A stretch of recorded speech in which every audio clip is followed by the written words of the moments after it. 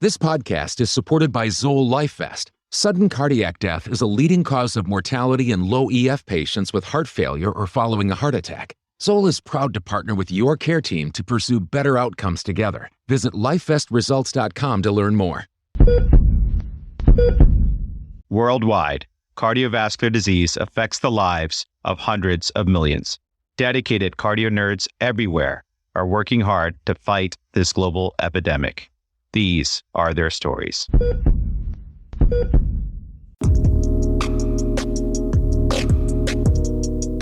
Hello, Team CardioNerds. Dan Amender here, and we are very excited to share this next CardioNerds Rounds recording. CardioNerds Rounds are virtual rounds with world experts where we learn the latest evidence through challenging cases. This incredible series is co-chaired by master educators Dr. Karan Desai from Johns Hopkins and Dr. Natalie Stokes from UPMC. In this episode, we're going to learn all about atrial fibrillation with Dr. Hugh Calkins from Johns Hopkins, so stay with us. CardioNerds is an independent, fellow-founded platform with the mission to democratize cardiovascular education. To continue creating free and unbiased quality content, we are proud to collaborate with all stakeholders, including trainees, experts, fellowship programs, professional societies, industry, and patient advocacy groups. This episode is supported with unrestricted funding from Zoll LifeVest. A huge thank you to Mitzy, Applegate, and Chevere for their top-notch production skills that make CardioNerds Rounds such an amazing success. Of course, the curriculum and content is planned, produced, and reviewed solely by CardioNerds without external bias. Case details are altered to protect patient health information. And with that, let's round. Natalie, take it away. Welcome, everyone, to CardioNerds Rounds. The CardioNerds, supported by Zoll, are here to bring you a virtual rounding experience to learners throughout the country and even internationally as we delve into some patient cases with clinical experts to learn how they apply guidelines to some nuanced clinical cases. We have a great episode here for you today. So now we'll introduce our faculty guest and fellow guest. Thanks, Natalie. This is Karan, one of the cardiology fellows at the University of Maryland and also the editor-in-chief of the CardioNerds Academy. It is my pleasure to introduce Dr. Stephanie Fuentes, who is currently a cardiology fellow at Houston Methodist and a future EP star, who is going to be introducing our faculty expert here today and presenting the majority of cases. So Stephanie, you want to take it away? Thank you, Karan. Let me introduce Dr. Calkins. He is the director of the Electrophysiology Laboratory and Arrhythmia Service at the Johns Hopkins Hospital. He's an international recognized expert on catheter ablation and atrial fibrillation, amongst many other areas of EP. Dr. Calkins has been on the editorial board of many cardiology journals. In 2012, he led a 44-member international task force whose 2012 expert consensus statement gave recommendations for treatment and research of atrial fibrillation. Dr. Calkins is a past president of the Heart Rhythm Society. He is a role model for all current and future electrophysiologists and a wonderful teacher, and we're so excited to have him here with us today. Great. Well, thank you, Stephanie, for the introduction. And I'm delighted to be invited to participate and look forward to an interesting discussion. So let's go ahead and start. We will see 2 to 3 patients today. So the first case is a 60-year-old lady with a history of paroxysmal atrial fibrillation and hypertension who came in with palpitations to our clinic.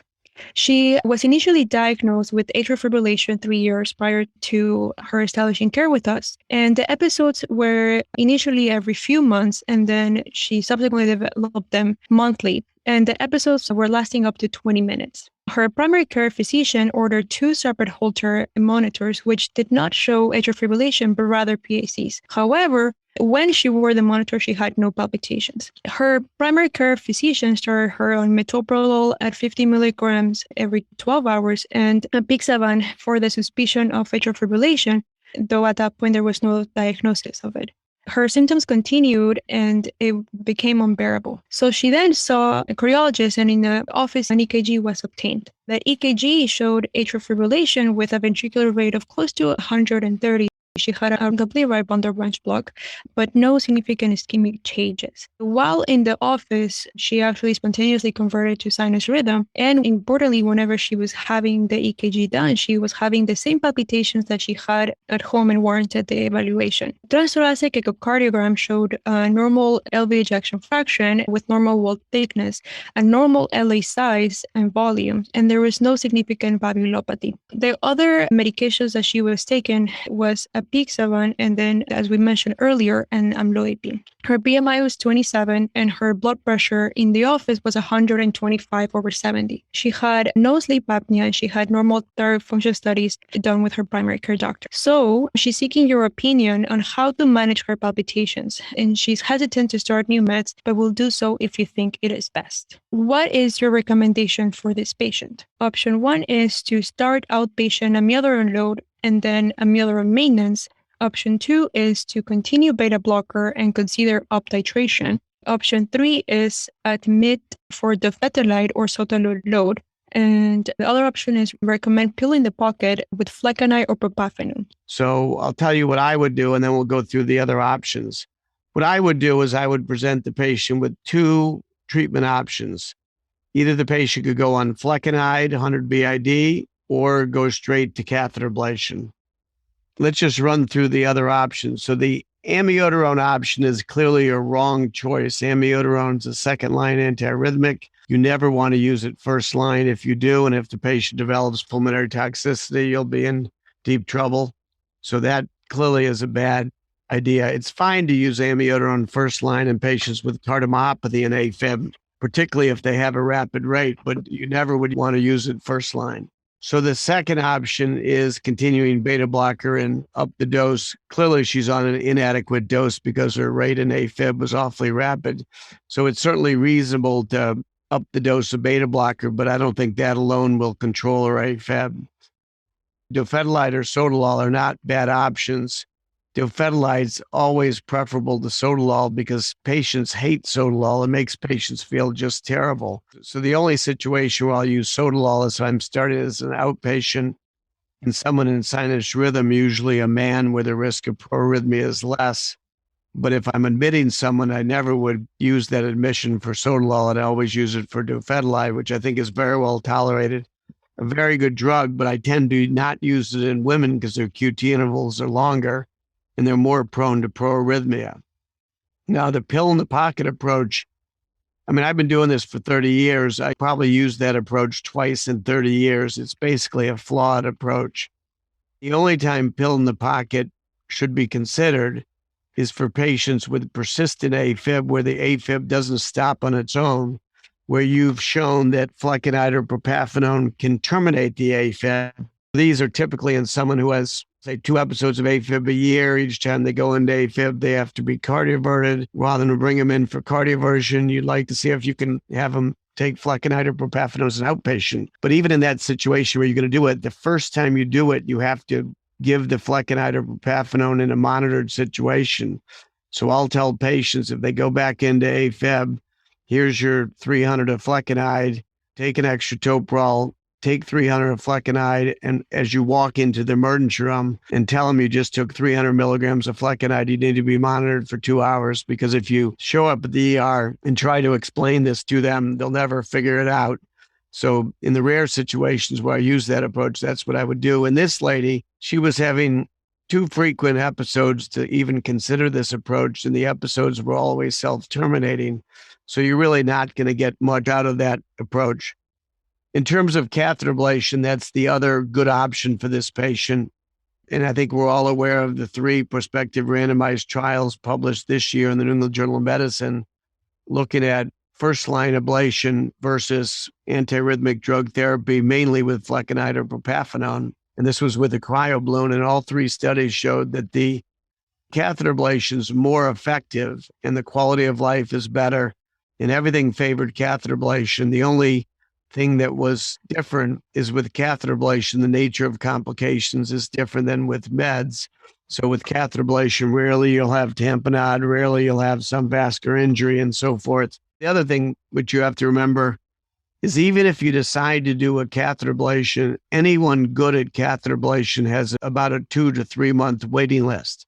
So while you're waiting to have catheter ablation done, there's very little downside to trying flecainide 100 BID, and you'll have a sense pretty quickly if it works. And if it works perfectly and the patient tolerates it, and they're a little bit leery of having an invasive procedure, which most women are, it's very reasonable to leave them on flecainide, until it stops working, and then catheter ablation could be done in the future. I'll make one other comment that you need to be aware of, and that is that catheter ablation keeps getting better. So the success rates and complications now are far different than they were 5 years ago. And in 3 to 5 years, we'll have electroporation systems FDA approved. And these electroporation systems have been shown in preliminary data to be more effective, quicker, and safer than what we're doing now with the cryoballoon or RF energy. So if you put a patient like this on flecainide, in 2 or 3 years when it stops working, you'll be able to do a procedure that will be better, safer, and quicker. So that's also worth keeping in mind. So let me go through the patient course and what we ended up doing. Because, as you said, the option of catheter ablation, and particularly because the patient did not want to pursue any options for the long term, she underwent catheter ablation, and we just saw her in clinic after 3 months since the ablation, and she has had no recurrence with regards to AFib and, importantly, no palpitations. Yeah, 2 comments there. Currently, if you look at the guidelines, whether the consensus document or the ACC/AHA guidelines, it will give a class 1 recommendation to someone with paroxysmal AFib who's failed drugs, and a class 2A to first-line ablation. So right now, this would be a 2A option, which is very acceptable. But once the new guidelines are written based on those 3 studies that have recently been published, first-line ablation will be equally and also a class 1 option. I think the other comment is, in my sense, you usually present with patients these 2 different options you come up with. And it's a very personal decision what patients decide. Some patients hate medications and they absolutely would go for the procedure. Other patients are deathly afraid of a procedure that has potential complication, would always choose medications. So you present the options, but patients usually can really tell you what their personality is and which way they tend to go with treatment. In this case, she already said she didn't like meds. So this was a very good approach to use. So well done. Dr. Calkins, this is Karan. A question that comes up frequently is, from your perspective or from an electrophysiologist perspective, are there certain patient demographics or patient factors that are going to point you towards thinking that a catheter ablation is not going to be successful? And does that lead you towards sometimes not offering it for certain patients?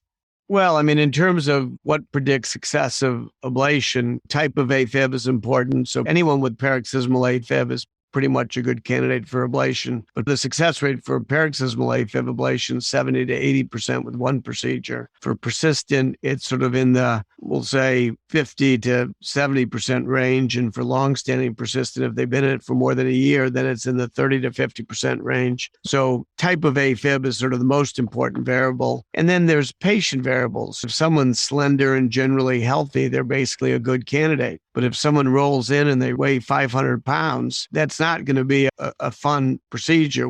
Radiation exposure will be higher. And all the data tells us that the chance of success will be less. So a patient like that, I'll usually say, let's use medicines first, get on a diet, get 10% of the weight off, and let's try to put off ablation as long as we can. And I would definitely prefer to have a patient like that on Ticasin, losing some weight rather than rush in and do an ablation. The other issue is age.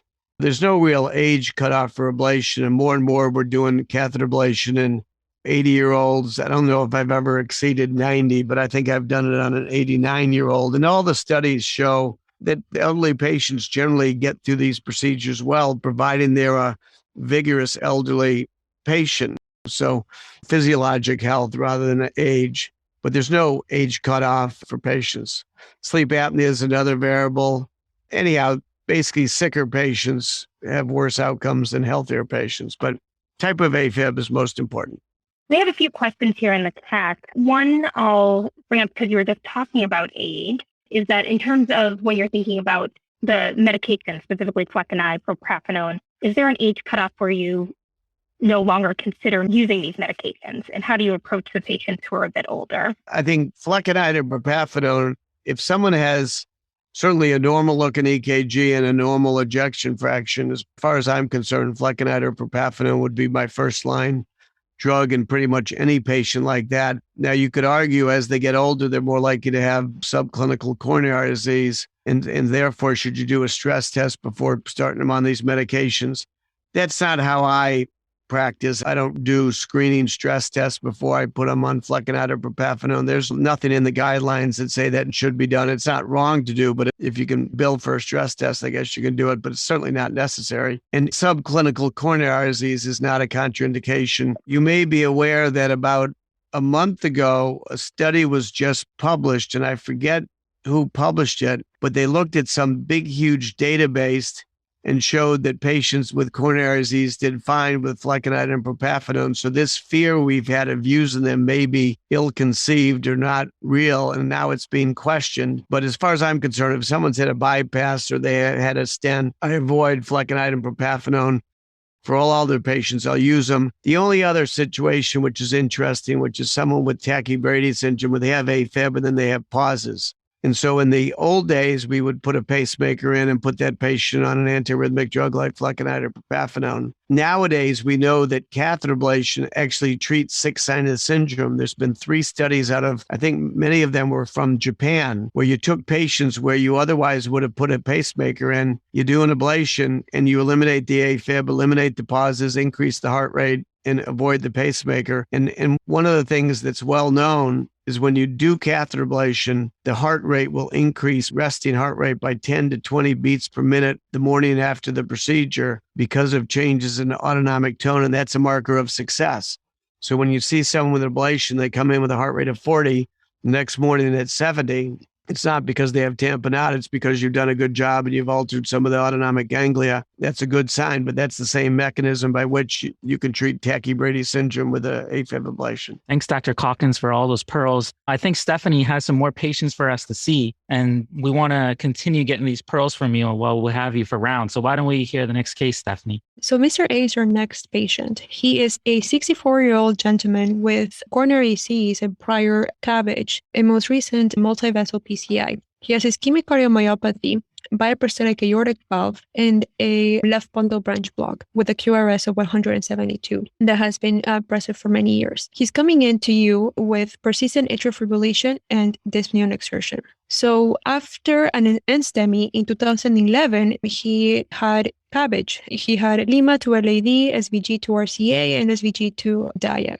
And at that time, he also underwent a biprosthetic aortic valve replacement. He did well until this past summer when he had an open cholecystectomy. And then subsequently, like 2 weeks after that, he developed a worsening dyspnea on exertion and fatigue. So he saw his primary cardiologist. And during that evaluation, he was found to be in atrial fibrillation with a heart rate in the 90s. And importantly, his ejection fraction had dropped from 45% last year to now 20 to 25%. He had a PET stress, which showed a 10% ischemic myocardium. So he underwent a PCI to left main into circ and RCA. So then 1.5 months later, he continued to feel dyspneic with minimal activity. He also had orthopnea and bedopnea. So he was referred to an EP clinic for AFib management. In the office, he remains in atrial fibrillation. He doesn't necessarily feel palpitations, but his primary symptom is dyspnea, despite recent revascularization. And the dyspnea is significant that he's not able to work, and so has clearly affected his daily functionality. His heart rate log shows that his heart rate has been mainly in the 80s with intermittent expected 100s. His home medications include apixaban 5 milligrams twice a day, metoprolol succinate 100 milligrams, and Tresto 49 to 51 milligrams twice a day, spironolactone 25 once a day, and empagliflozin 10 milligrams once a day. So on appropriate goal-directed medical therapy. On exam, he appears euvolemic. His oxygenation is 97% on room air and 93% with ambulation. Blood pressure in the office 115/60. And the EKG obtained in clinic showed a fantastically wide left bundle with a QRS duration of close to 190, and he's in AFib, but no other significant changes compared to his prior EKG. He's had an echocardiogram done right after the visit to evaluate the ejection fraction after revascularization. It remained 20 to 25%. He had an akinetic and thin inferior wall with a moderately dilated left atrium. He had normal gradients and velocity across his prosthetic aortic valve, and he had a moderately elevated PSP. During the echo, he remained in AFib. So the question is, how would you advise this patient be managed as a first next step? Would we recommend amiodarone loan and maintenance? Would you recommend cardioversion followed by amiodarone, cardioversion followed by sotalol, catheter ablation, or an AV nodal ablation and a CRTV? Dr. Calkins, how would you approach this patient? Well, I think you have two good choices for managing this patient. So I would put the patient on amiodarone 200 BID and arrange for a cardioversion in a month and hope that gets him back to sinus rhythm and keeps him there, and that will result in an improvement in his EF. So he doesn't need a defibrillator implantation. I think amiodarone is the only safe antiarrhythmic drug you can use in this setting. Catheter ablation would be another option, but to rush in and do catheter ablation without trying amiodarone first in someone like this, I don't think is a very good plan. The other equally good option would be to put in a CRTD and ablate the AV node, but I'm impressed by the fact that his EF was 45% before he went into AFib, then it dropped to 20%. So it really was AFib that pushed him over. So I would try to address the AFib and hope that gets his EFs up so you don't have to put hardware in him. He's a pretty young patient for putting defibrillators and IV devices in at 65. I try to reserve that for more 75, 80-year-old patients. I'll share one other thing before I turn it back to you. So I saw a patient in clinic this week who's a 60-year-old guy who 3 years ago had developed persistent AFib, and his cardiologist cardioverted him, and it came back, and he tried Multac and came back, and he concluded he was asymptomatic. He's just going to let him be. So the patient comes to see me 3 years later, and now I get an echo. His EF is 35%. He has severe biatrial dilation and mitral regurgitation. And it just sort of speaks to this link between AFib and heart failure. And it's not just about rate. Even if you have rate-controlled AFib can lead to heart failure. Not in everyone, but it's sort of unpredictable. It's one of the many reasons I always think life is better in sinus rhythm. So I think first step is amiodarone. If someone's an inpatient, you can give up to 600 3 times a day for 1 to 2 weeks. But as an outpatient, I usually use 200 BID for a month and then drop it to 200 a day. I never leave someone on 400 a day longer than a month, but that's sort of been the loading regimen I've used for the last couple decades. How long would you continue that patient on amiodarone after cardioversion? So assuming he gets back to sinus rhythm, I drop the amiodarone down to 200, and then I'd present him with 3 options of staying on amiodarone and just lowering the dose over time, probably 6 months at 200 a day, and then at 6 months, dropping him to 200 3 or 4 times a week. And that would be one strategy. The other strategy would be, now that you have him back in sinus rhythm, his EF's gotten better. If he doesn't want to be on amiodarone long term, which he probably doesn't because he's 65, then plan to do a catheter ablation a month after you get him back to sinus rhythm. And if you think about catheter ablation, one of the most severe complications is a stroke. And one of the risk factors for stroke is what rhythm do you roll into the EP lab in it. If you show up in sinus rhythm, your stroke risk is less than if you show up in AFib. So I always like patients to show up in sinus rhythm if possible. So I'd present the option of amiodarone, cardioversion, and schedule an ablation a month later with plans to stop amiodarone a month after the ablation so he's still in sinus rhythm. Dr. Calkins, one of the questions that popped up was, does the presence of a left bundle favor AV node ablation plus CRT over amio? It's certainly something that I think makes the AV node ablation and CRTD a sort of a reasonable alternative. But the guy's had the left bundle prior to the AFib. What dropped his EF from 40 to 20% was the AFib. And devices are great, but putting devices in 60-year-old people, and you look at lead fractures, lead infections, or urosepsis or whatever, I think life is better without hardware personally. So I think there's very little to lose with trying the amiodarone and cardioversion. If that doesn't work, and he can't even stay in sinus rhythm for a day, Then you're going to have the option of doing ablation in AFib, knowing he's refractory to amiodarone, which will sort of tell you the chance of success of ablation is less, or going to CRTD, which is sort of a one and done kind of a deal. And I would present those two options to the patient. And like with the first patient, patients have strong feelings. Some patients hate the idea of a pacemaker or defibrillator. Other patients, it seems like they're very comfortable with it. So you as the clinician, you always want to be able to say, if they look at you and say, well, doctor, what would you do? You need to know what your answer is going to be. But I think I present patients generally with two different approaches and get their input, but I'm always ready to tell them what I think I would do. But what I would do if it was me was amiodarone cardioversion, try to avoid the device. And the other question you could wonder, well, because he has a left bundle, is the risk of heart block with amiodarone so high that would be a bad choice? And the answer to that is no. The rate of, I can't remember any patients I put on amiodarone who have a left bundle that caused trigger complete heart block, almost unheard of. Dr. Calkins, I think a couple other questions popped up here. And one of them is related to thinking about in what patient populations with reduced LVEF would you consider catheter ablation as your first line therapy? Oh, it's very common. Certainly someone with nuances, AFib, and heart failure at the same time. 95% of the time, it's going to be AFib that triggered the cardiomyopathy. And if you get rid of the AFib, the patient's going to get better. So anyone with that profile, I very aggressively will pursue sinus rhythm. Now, the alternative is someone who has a known cardiomyopathy, has been in sinus rhythm with an EF of 15% for years, and then they develop AFib. And then they say, well, should this patient get an ablation? Well, the cardiomyopathy predated the AFib.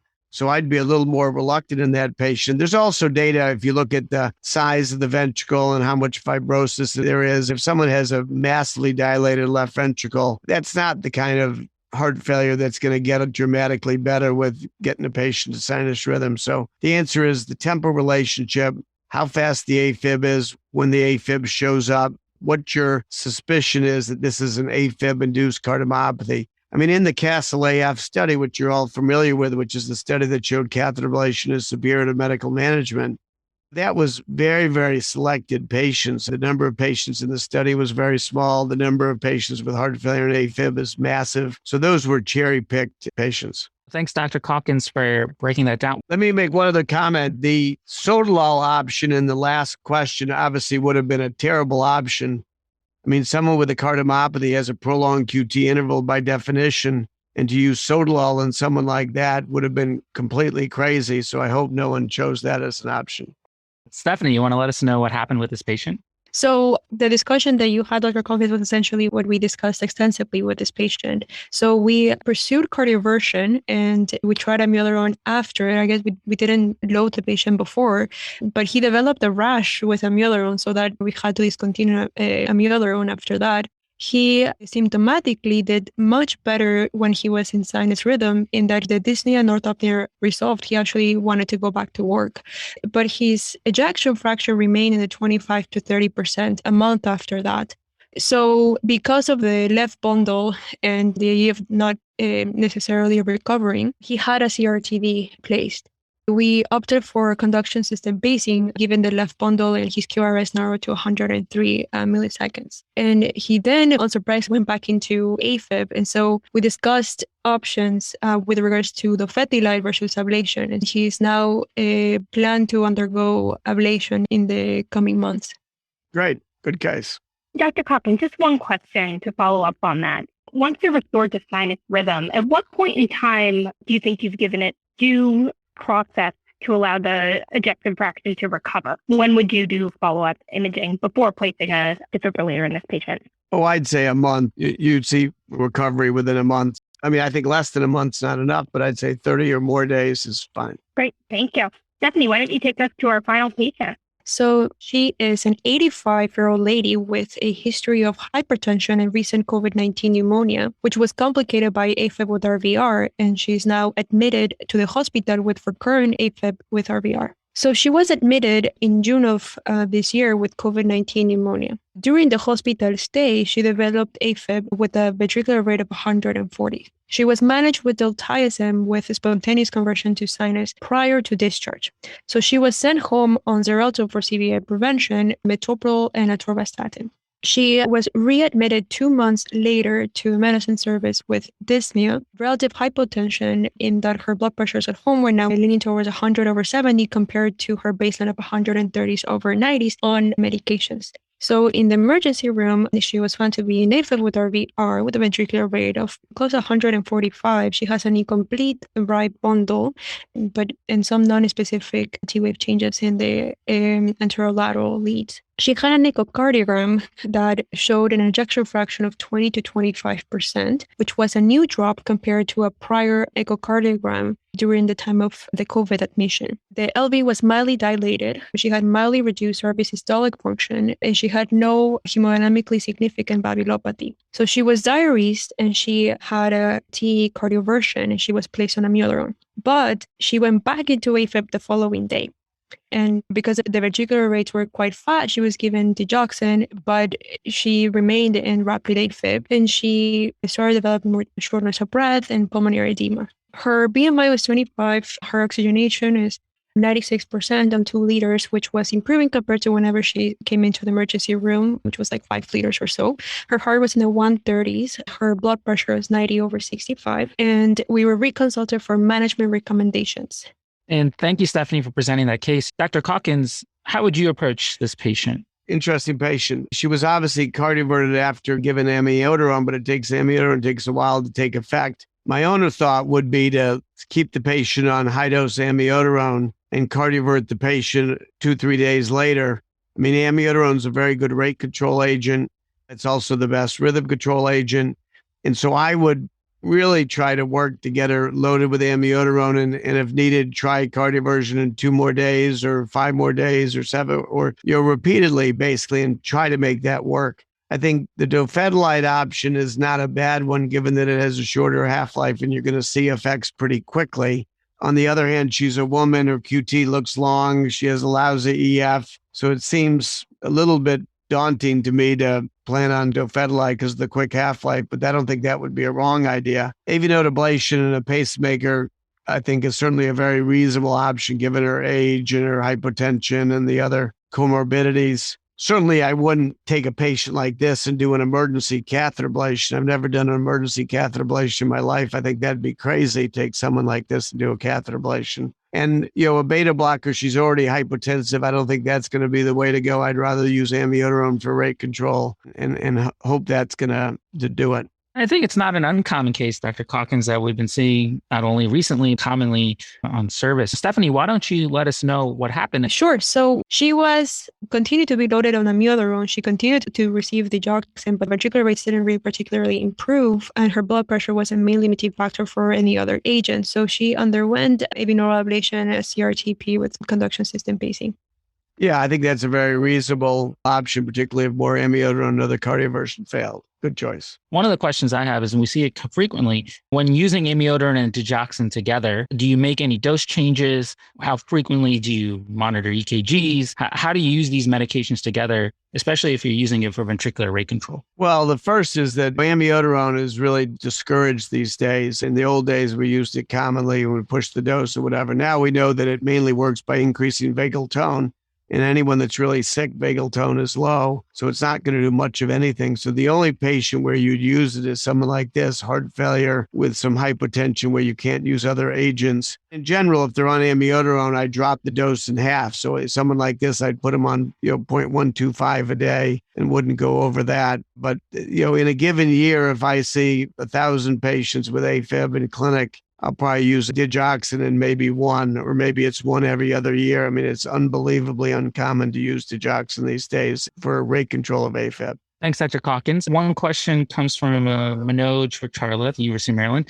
So he's asking, what range of ejection fraction in patients would be appropriate to consider dofetilide? Dofetilide has no cutoff in ejection fraction. There's been clinical trials in heart failure patients with a reduced ejection fraction. If you look at the ACC/AHA guidelines, in someone with heart failure, your 2 options are dofetilide or amiodarone. Assuming you You have to start all these patients as an inpatient. You got to get EKGs after every dose. You got to follow the recommendations in terms of dosing. But I'm very comfortable using it in any ejection fraction. I'll make one other comment about Tikecin. I mean, it's remarkable how effective it is and how often you get pharmacologic cardioversion. Amiodarone almost never will pharmacologically convert a patient, whereas with Tikecin, it's probably at least 30% of the time after one or two doses, someone who's been in AFib for a year will flip into sinus rhythm. It's sort of striking to see it work. I think it's a uniquely well-tolerated and effective medication, with a pain point being a 3-day admission to get placed on it. Thanks, Dr. Calkins.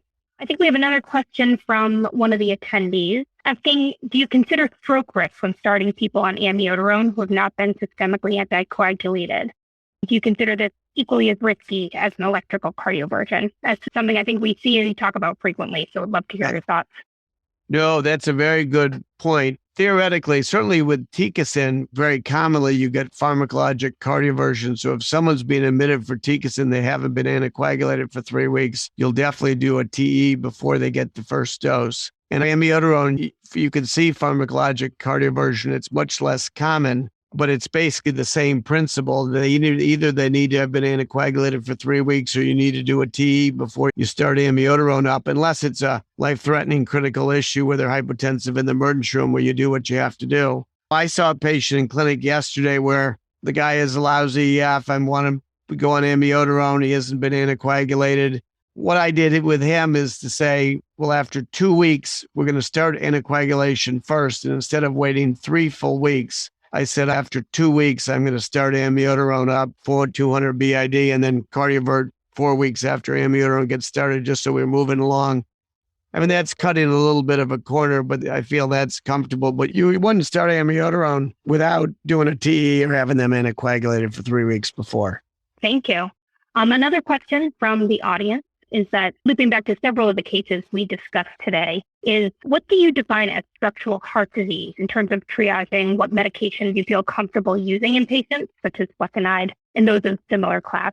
Do you consider LVH or mild to moderate valvular regurgitation okay in terms of structural heart disease?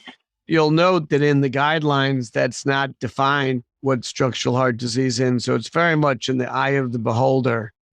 I mean, in my own senses, I'd call structural heart disease if you have severe hypertrophy, a wall thickness of 1.5, 2 centimeters, or whatever sort of hypertrophic cardiomyopathy range. I'd say that would be a patient I wouldn't use flecainide or propafenone is, but it has the same with sotalol. I would tend to avoid it.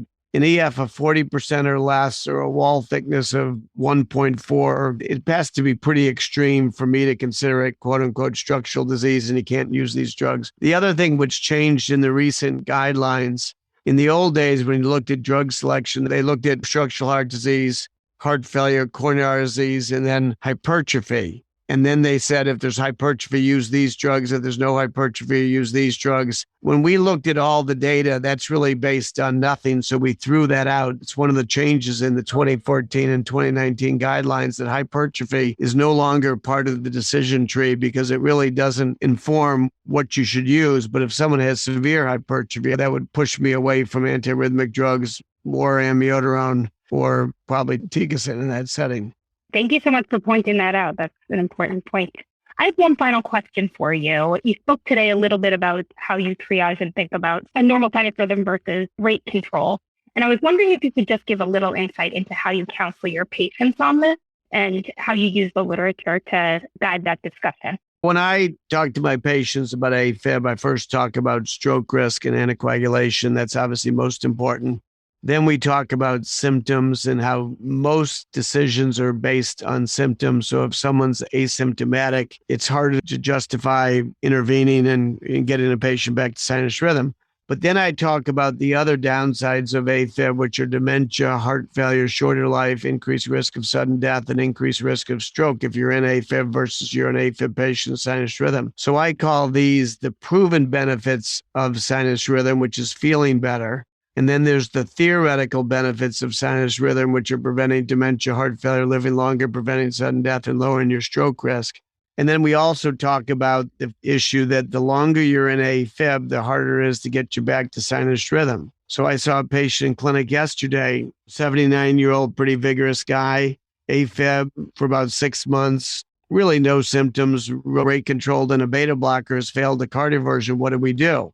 And we had this discussion. Certainly the standard of care or the old way of thinking is just leave the patient sinus rhythm. You've done one cardioversion, it didn't hold, and just follow them along clinically with echoes every other year and make sure their resting heart rate's less than 80. And then there's the forward-thinking approach, which is our best chance of getting you back to normal rhythm is now. Catheter ablation is getting better every year with electroporation coming.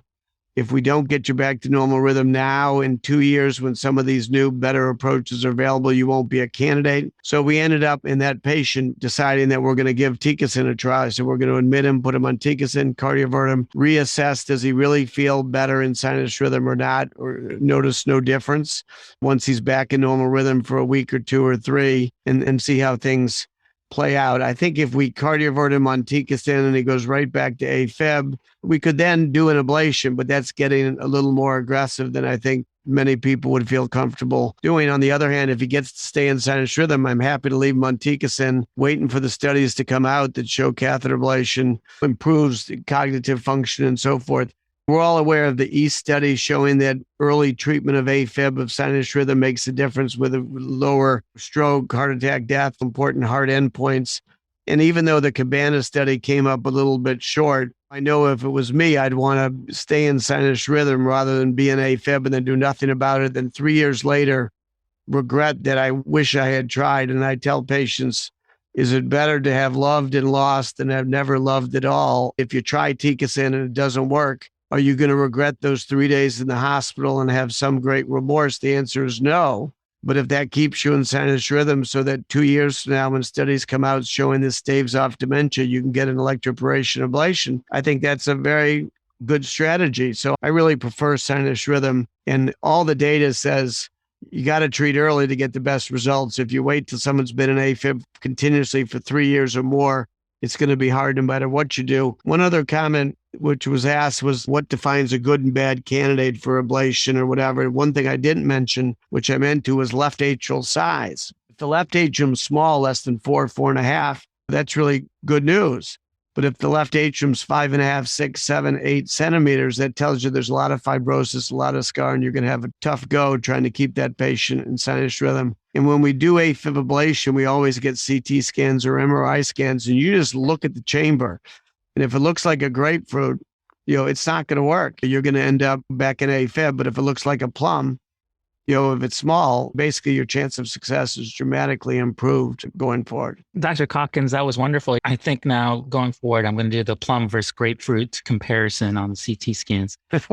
Yeah. So this truly felt like we had a chance to round with you this past hour. And I know, Dr. Calkins, you have some cases to get to. So I really just want to thank Dr. Stephanie Fuentes for putting these cases together and Dr. Calkins for sharing your expertise. This really was a wonderful session. And we really hope that all of you join us again next time. Thank you all. Great. Well, thanks for the invitation to meet with all of you, and stay well and enjoy your AFib patients.